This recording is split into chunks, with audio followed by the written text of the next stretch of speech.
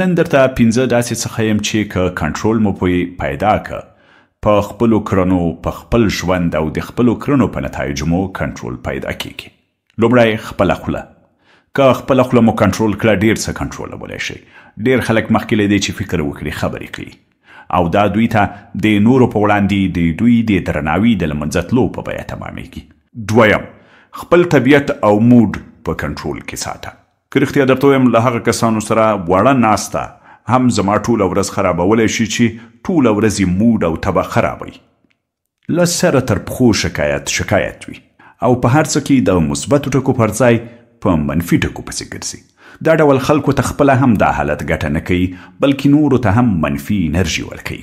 لیدلې به مو وي ځینو کسانو سره له ناستې وروسته به لویې ستونزې درته وړې ښکاري او د ځینو نورو هغو سره ناسته به وړې ستونزې درته غرونه که. دا یوې هغه دي چې خپله هم مثبت فکر کوي او نورو ته مثبت فکر او مثبته انرژي ورکړي. خو دویمې هغه دي چې خپله هم نړۍ ته له منفي لیدلوري ګوري او په نورو هم منفي اغېز کوي. دریم خپل ذهن کنټرول کې وساته. دا ظاهرا اسانه نه ښکاري چې څنګه خپل ذهن کنټرول کړو، خو که کله ناکله خاموشي غوره کړئ او د ریاضت لاره خپله کړئ پر ذهن مو کنټرول زیاتولی شئ. د دې پر ځای چې ذهن دې د شیطاني او ویرونکو فکرونو ځاله شي دا ممکنه ده چې په ذهني تمرین او ریاضت یې داسې بدل کړئ چې تر ډېره ستا په خوښه عمل وکړه. څلورم خپل چلند او اخلاق کنټرول کې ساته. که د یو انسان چلند او اخلاق له یو حالت نه په بل حالت کې له یو موقعیت نه په بل موقعیت کې بدلیږي دا کمزوری او ډیر ناتوانه دی.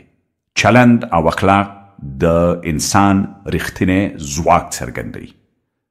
د پیسو بې ځایه لګښت نه یوازې ستاسو اقتصادي زیان دی ستا ارزښت راکموي او دا ښکاره کوي چې ته څومره بې ډیسپلینه او بې نظمه انسان یې.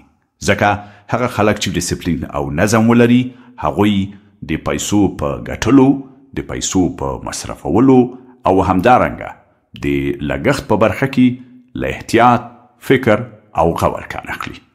نو که خلک یې خصیصي هم بولي 1 روپۍ هم بې ځایه مه لګوئ.